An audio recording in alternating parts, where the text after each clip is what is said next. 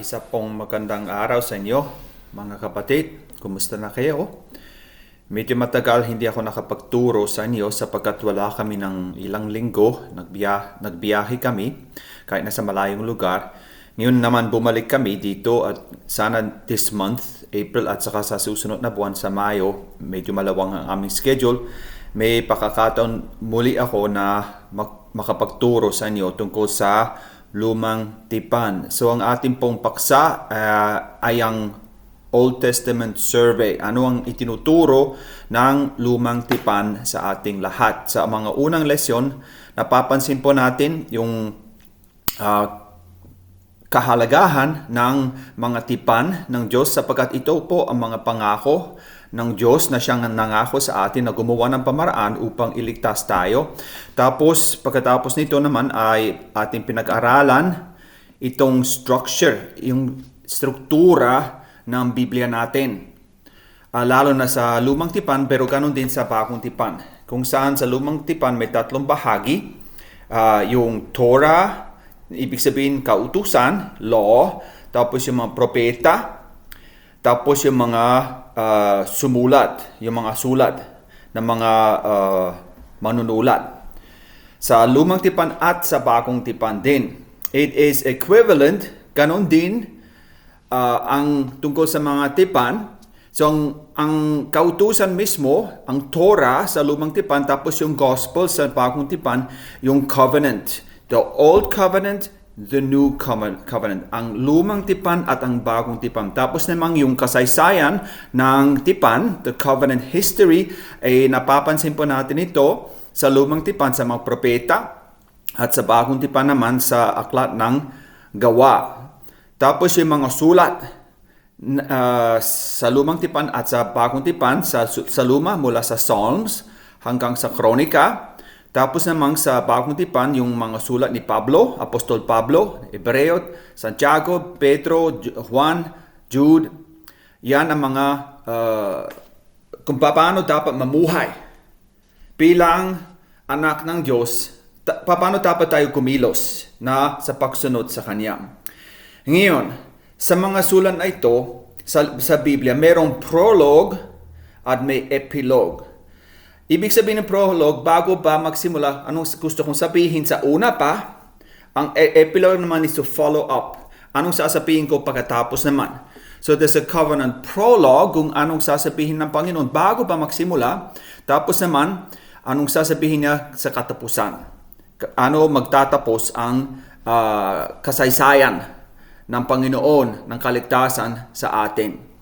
So, kaya nga dito na tayo magsisimula, hindi magtatapos, kundi magsisimula sa pag-aaral ng unang aklat ng Biblia kung saan ito ang aklat ng Genesis. Genesis. Anong ibig sabihin ng salitang Genesis? Pasimula. Sa madaling salita, pwede mo nating sabihin, ibig sabihin nito ay pasimula. Sa Hebrew, tinatawag ito Bereshit. Ang unang salita sa Biblia ay Bereshit, para Elohim. In the beginning, God created. Kaya sa mga Hebrews, sa mga Hebreo, kinagamit nila yung unang salita upang sabihin ito ang sulat na iniisip natin. So Bereshit. Ang salitang Genesis naman ay galing sa Greek. Noong isinalin nila ito mula Hebrew to Greek, ginamit nila ang salitang Genesis. Hindi dito mismo sa Genesis 1, kundi kasi ang struktura ng Genesis, mamaya mapapansin pa natin ito, bawat sinasabi yung kasaysayan ni, yung salaysay ni. This is the account of. Itong salaysay, 10 beses ginagamit ito sa aklat ng Genesis. Doon sinasabi sa Greek, ito ang Genesis of. Ni. Kaya dito nang galing ang salitang Genesis. Ibig sabihin, pasimula. Ang Genesis mismo ay para bang buo ng hindi lamang ng pasimula, kundi katapusan. Meron ding katapusan na kung saan tinutukoy kung ano mga darating. Kaya nagsisimula ito sa salitang Bereshit, sa simula pa, pero meron ding salitang katapusan. Doon nagtatapos ang aklat mismo ng Genesis sa Genesis chapter 49 kung saan inipon ni Jacob yung kanyang mga anak at sabi niya sa kanya, lumapit kayo sa akin. At sasabihin ko sa inyo ang mangyayari sa inyo sa hinaharap. Ang salitang ginagamit doon ay ang katapusan. Hindi lamang sa hinaharap, sa mga susunod na araw, kundi talagang sa katapusan. Akirit. Akarit ang sa Hebrew, ibig sabihin, sa katapusan talaga ng mundo. Ano mangyayari doon? So, sa simula pa, sinasabi ng Panginoon, yung sa simula, yung katapusan. Kaya, maaari pa natin sabihin, ang Book of Genesis, ang aklat ng Genesis ay para bang prologue, kung saan nagsisimula ang kwento ng Panginoon. Muli, mahalata sa prophecy na ito kung ano talaga ang laman ng aklat na ito. Sapagkat pagkatapos nito, sabi naman ni Jacob sa Genesis 49, ikaw, Judah, you're it. Mabangis na leon ang inyong larawan. So, ang ginamit niyang salita doon, ikaw ay tulad ng isang mabangis na leon. Pagkatapos, sabi niya sa verse 10, setrong sagisak, sa English, the scepter, yung corona. Ang corona ay nasa sa inyo. The scepter will not depart from you, from Judah. Hanggat sa, ang mga bansa, sa kanya magkakaloob. Until he comes, to whom it belongs, the scepter. Sa corona. Sino yon? Si Jesus talaga. And the obedience of the nations are His. So ang tinutukoy dito, hindi lamang ang unang dating ni Jesus, na siyang naging sakripisyo para sa ating mga kasalanan, kundi pati yung pangalawang pagdating ni Jesus, pagpalik niya. Sapagkat doon sinasabi na ang mga bansa ay maglilingkod o sumusunod sa Kanya. Sa halata talaga, sa una pa, sabi ng Panginoon, ang tanging plano niya, mula sa Genesis chapter 3, sabi niya, darating ang binhin na babae, no dudurog doon sa ulo ng ahas ni Satanas. Tapos sabihin din niya kung sa magtatapos ang mundo. Kung pagbalik talaga ng tagapagligtas natin si Jesus. Ganun din po, maaari pa nating sabihin na ang kwento mismo, kung saan nagsisimula, doon din magtatapos. Kung paano naman nagsimula ang kwento ng Panginoon sa Genesis, ganun din magtatapos sa paligda, sa katapusan. Kaya kung napapansin po natin, saan nagsisimula ang Book of Genesis? Una sa lahat, sa paglikha. Nilikha ng Diyos ang langit at lupa, at ang huling niyang linikha ay ang babae. Para bang yun ang climax. That's the best thing. Yung pinaka-best na nilikha ng Diyos talaga ay babae. Kaya yan ang gusto ng lalaki, di ba? Tapos, iniligay niya ito sa magmapangasawa sila.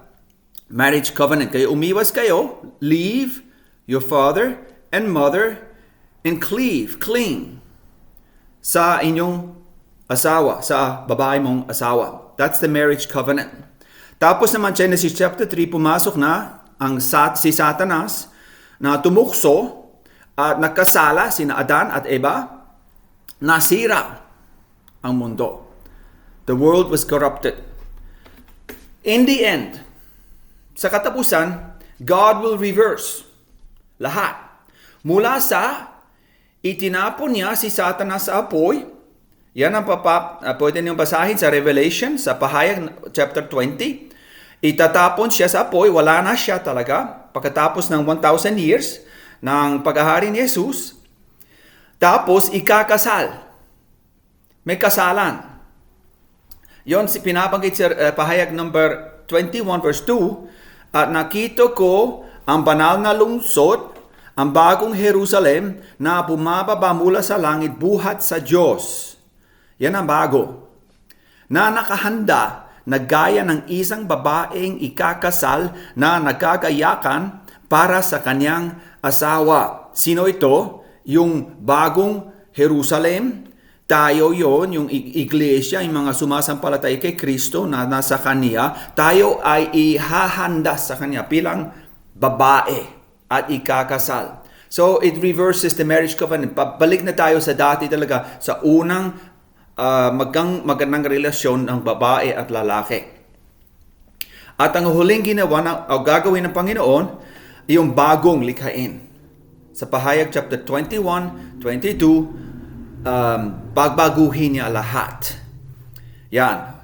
So, para bang yung Genesis is a prologue kung saan ang buong kwento, kasaysayan ng mundo, the history of the world is God predicts, sasabihin mo naman ng Panginoon kung ano talaga mangyayari. Tapos yung pahayag naman ay ang katapusan ng mundo. Ngayon naman, tingnan po natin ang Genesis mismo, sinong sumulat nito? Si Moises. Miski hindi pinabanggit ng Torah, ng 5 aklat, hindi pinabanggit na si Moises ang sumulat. Ngunit, itinutukoy ito ni Jesus at mga ibang sa Bagong Tipan na si Moises talaga ang sumulat. Halimbawa sa Mark chapter 12, tungkol naman sa muling pagkabuhay. Hindi pa ninyo nabasa sa aklat ni Moises. Saan? Sa aklat ng Exodo, sa kasaysayan ng nagliliyap na mababang puno. Kaya ang sabi ni Jesus, ito talaga si Moses ang siyang gumawa, ang siyang sumulat. O kaya sa Juan chapter 5, kung talagang naniniwala kayo kay Moses, maniniwala din kayo sa akin sapagkat sumulat siya tungkol sa akin. Sinong sumulat nito? Si Moses. Naniniwala kay Moses, maniwala din kayo sa akin. Sabi ni Jesus sa mga Hudyo na ayaw tangkapin si Jesus na tagapagligtas nila. Kailan ito isinulat? Maaari pa nating sabihin, ang taon nang sila ay umalis sa bansang Ehipto ay ang year 1446 BC, bago dumating si Jesus. Paano ba natin malaman ito? Sapagkat sa unang hari sinasabi, 480 taon makalipas na ang Israel ay umalis sa Ehipto ng 2 buwan ng 4 na taon ng paghahari ni Solomon. Alam po natin itong taon ay 966 BC. So sa taon na yon, sinumala ni Solomon ang pagtatayo ng templo. So 480 years before that. Kaya 966 plus 480, ibig sabihin 1446. Ang taon nang sila ay umalis sa bansang Egypt.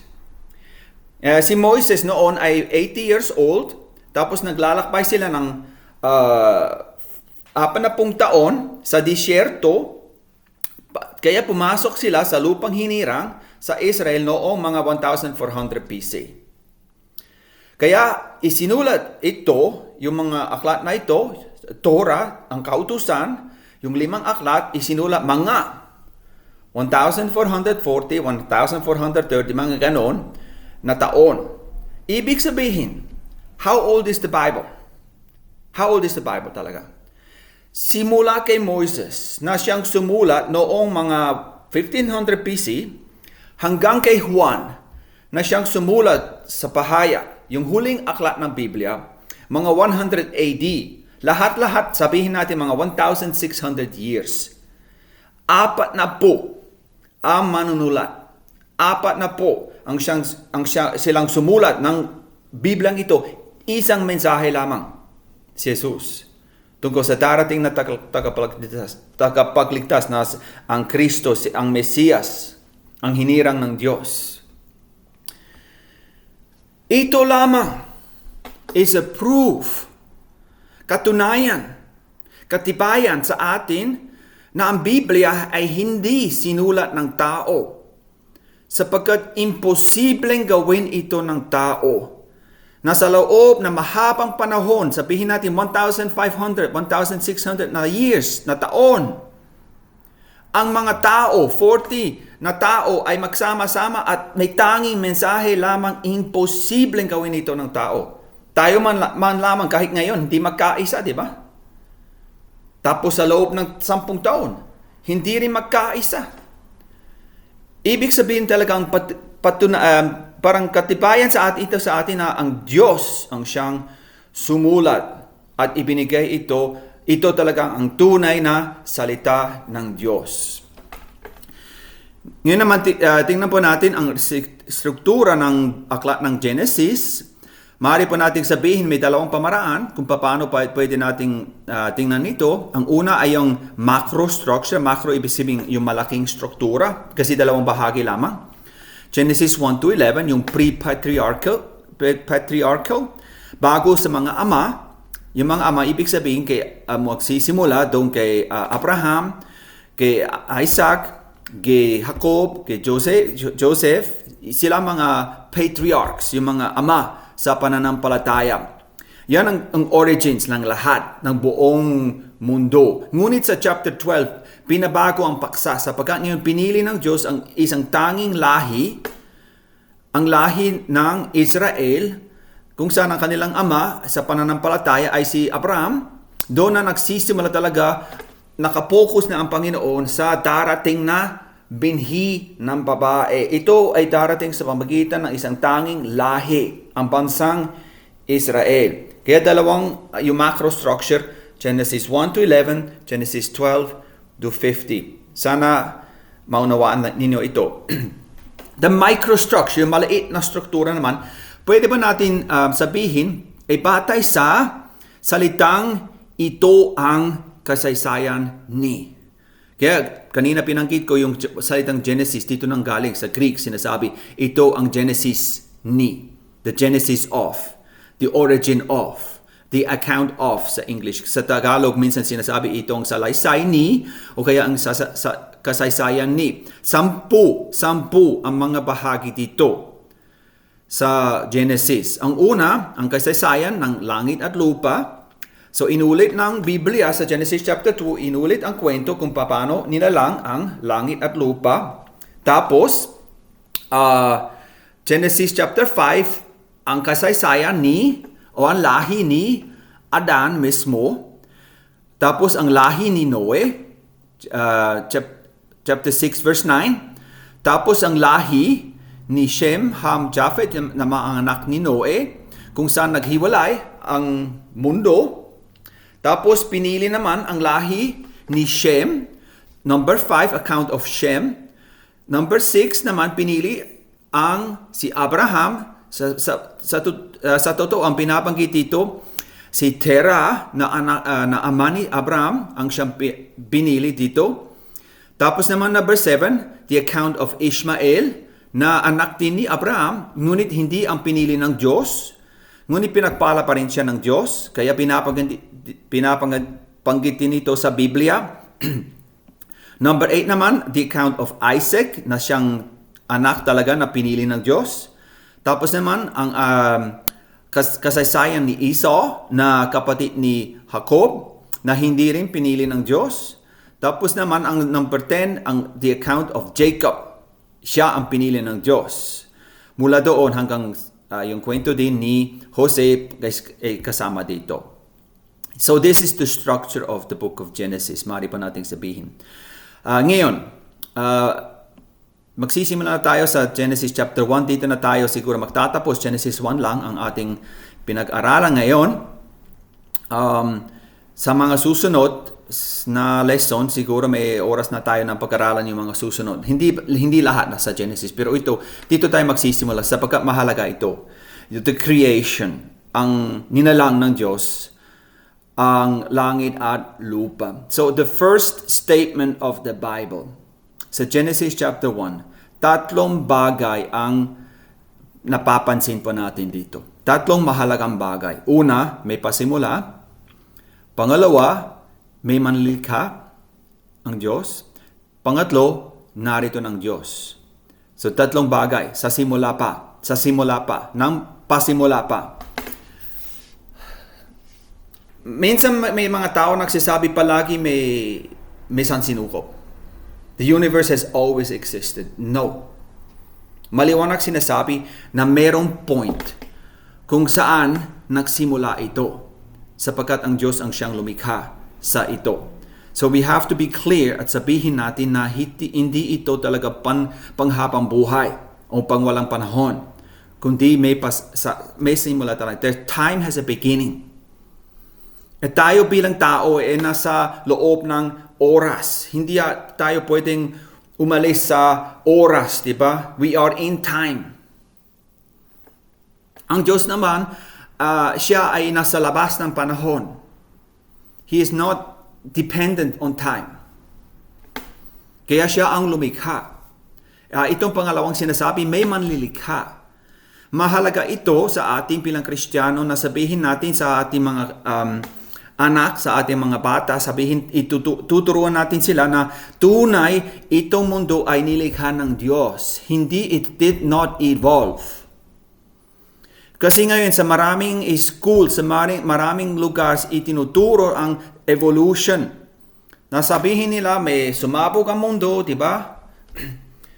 Tapos may mga chemicals na nagsama-sama. Tapos may lumabas yung first cell, simple na organism, hanggat sa lumaki, hanggat sa nagkaroon ng isda. Tapos ang isda nag-aaral ng paglalakad sa lupa. Tapos hanggang sa naging isang hayop, hanggang sa dumating yung mga monkey, tayo naman bilang tao sa galing sa mga monkey. Diba? Yan ang itinuturo ngayon kalimitan sa mga school. Kailangan maging matibay tayo dito na ang sinabi ng Diyos, sinabi ng Biblia, may manlilikha na siyang lumikha sa lahat ng bagay. Kaya number 2, ang maliwanag na sinasabi, sabi ng Biblia, maniwala ka o hindi, Diyos ang siyang lumikha sa lahat. At ang ikatlo naman, ang binabanggit ng Biblia, the existence of God. Ang Diyos ay siya na.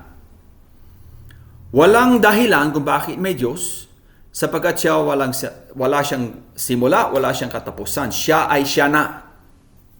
Mula sa una pa, siya ay siya na. This is just a statement. So we have to believe these things. Dito po nagsisimula ang ating pananampalataya na maging matibay tayo dito sa mga sinasabi, sa mga itinuturo ng Biblia, mga prinsipyo na itinuturo ng Biblia. May simula, may lumikha, may Diyos. Tapos sa verse 2, ang sinasabi dito, so ito para pang prologue. Bago pa nilikha, there's a prologue. Sabihin muna ng Biblia ito. Ang lupa ay walang anyo. Sa English, sinasabi formless. At walang laman. Void sa English.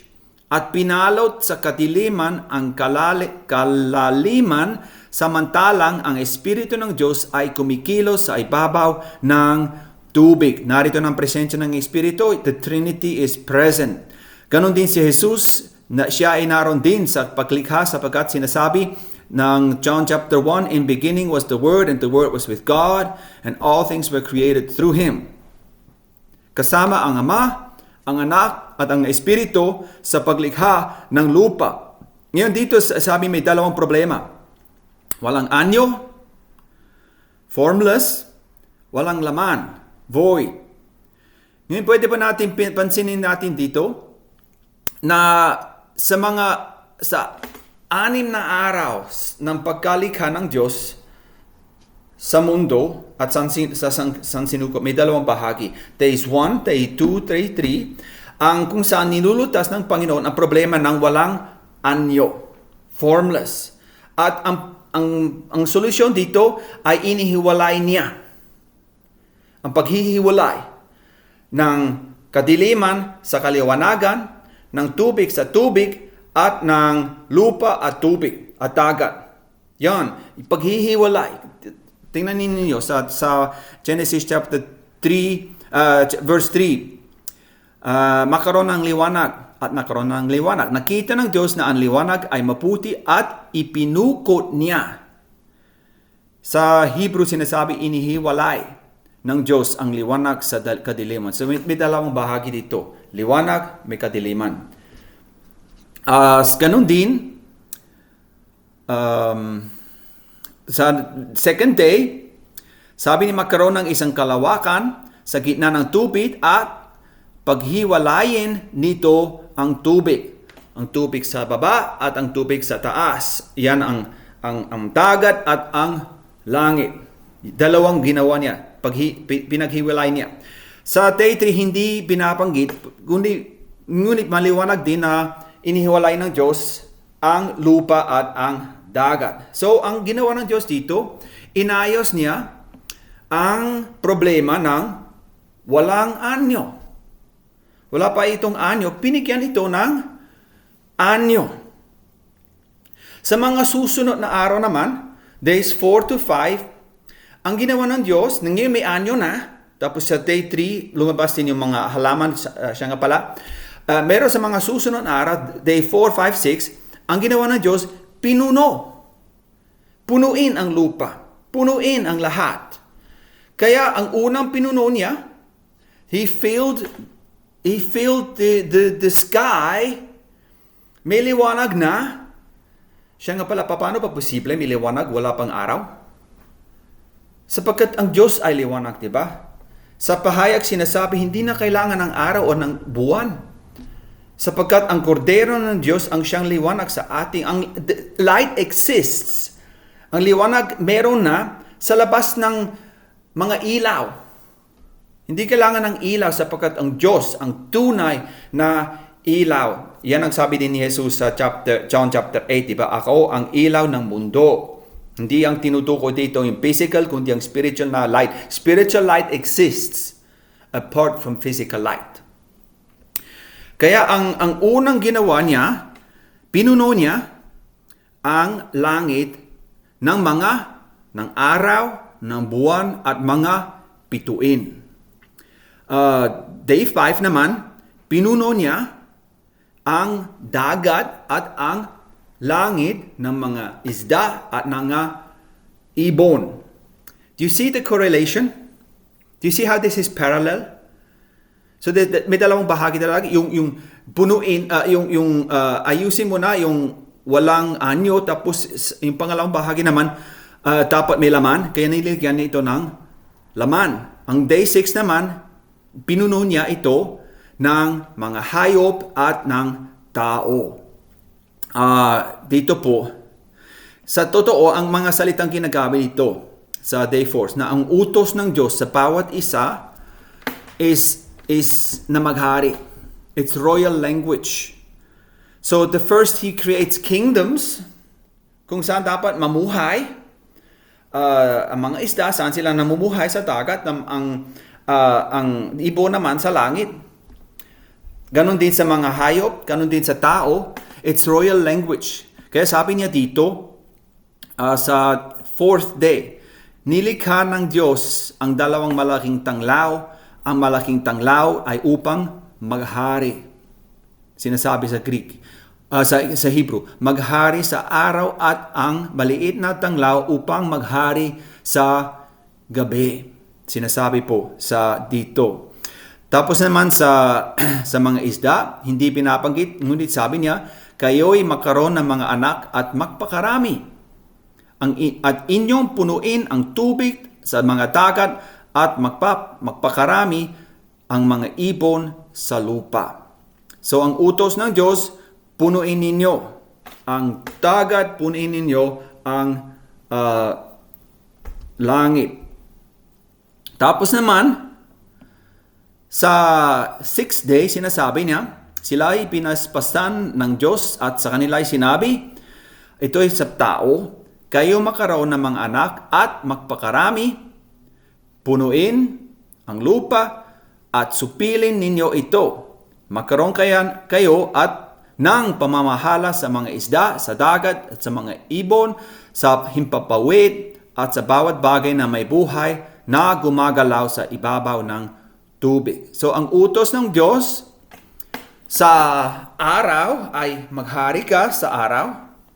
Sa bituin, maghari kayo sa gabi, pati ang buwan. Sa ibon at sa isda, ganun din, sabi ninyo, punuin ninyo, kayo maghahari sa dagat at sa langit. Tapos naman sa tao, sinabi niya, kayo maghari sa lahat. Yan ang tawag, sa English tinatawag ito the cultural mandate. Hindi ko alam kung paano sabihin ito sa Tagalog, the cultural mandate. Para bang inutusan tayo ng Diyos na ito ang dapat nating gawin. Yan ang mga utos niya. 4 ang sinabi niya. Magpakarami kayo, punuin ninyo ang mundo. Kaya mamaya, pagkatapos mapapansin po natin sa Genesis chapter 11, ayaw nilang punuin ang mundo. Kaya ang Diyos ay gumawa ng mga wika upang pinilit sila ng mawatak-watak sila. Tapos naman, sabi niya, supilin, rule over, hindi ibig sabihin abusihin mo. Hindi ibig sabihin abuse creation, kundi alagaan. Wala pang kasalanan dito. Ang kasalanan pumasok sa Genesis chapter 3. So, hindi ibig sabihin supilin mo, ibig sabihin ikaw ang boss, ang lahat ay susunod sa hindi ho ganon. Kundi talagang iniisip dito, tulad ng ginawa ni Jesus, maglingkod sa iba.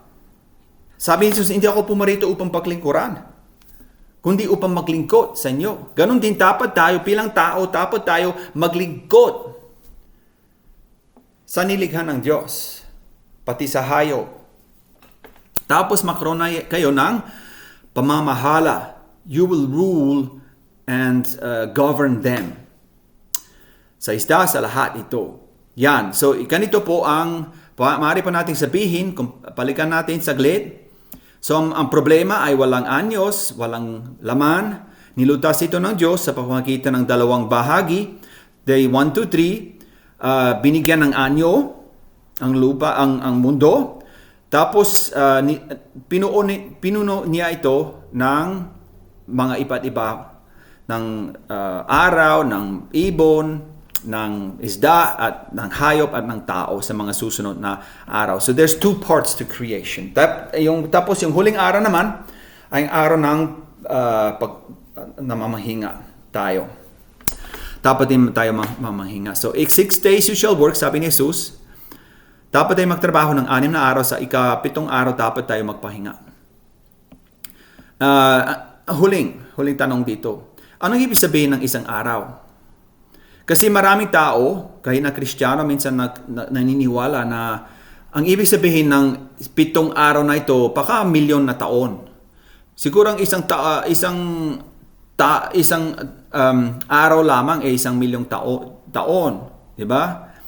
Ngunit maliwanag naman sinasabi dito, sa bawat nilikha ng Diyos, sa bawat araw na lumikha ng Diyos, sabi, nakaroon ng gabi, nakaroon ng umaga, ng ika-6 na araw. Nakaroon ng gabi, nakaroon ng umaga. Gaano katagal ito? Gaano katagal? Gabi, umaga. Gabi, umaga. Hindi ibig sabihin milyon na taon. Kundi ibig sabihin, nakaroon ng 24 hours. Posible ba ang Diyos ay pwedeng lumikha sa lahat ng bagay, sa buong sansinukob, sa loob ng 6 na araw lamang? Posible ba? Ayon sa mga scientists, sabi nila, hindi imposible mangyari ito. Ngunit ang Biblia ay sinasabi na God is omnipotent. Makapangyarihan siya sa lahat at kaya niyang gawin ito. Kaya maniwala tayo na talaga ang Diyos ang siyang lumikha sa lahat ng bagay sa loob ng 6 na araw. Purihin siya. Siya ang dakila. Let's pray. Lord, purihin ka o Diyos sapagkat kayo po ang makapangyarihan sa lahat. Kayo po ang manlikha sa lahat. Ang siyang lumikha sa lahat. Lord, we believe, we trust. Salamat sa buhay na ibinigay mo sa amin, Panginoon, upang punuin ang lupa, upang mamahala sa mga bagay na ibinigay mo sa amin. Tulungan mo kami, Panginoon, sa bawat araw, sa bawat pagkakataon na sumunod sa iyo, tanging sa iyo lamang, O Diyos. Pagpalain mo nawa ang bawat isa sa amin. Itong aming panalangin sa ngalan ni Jesus. Amen. Okay, hanggang sa muli.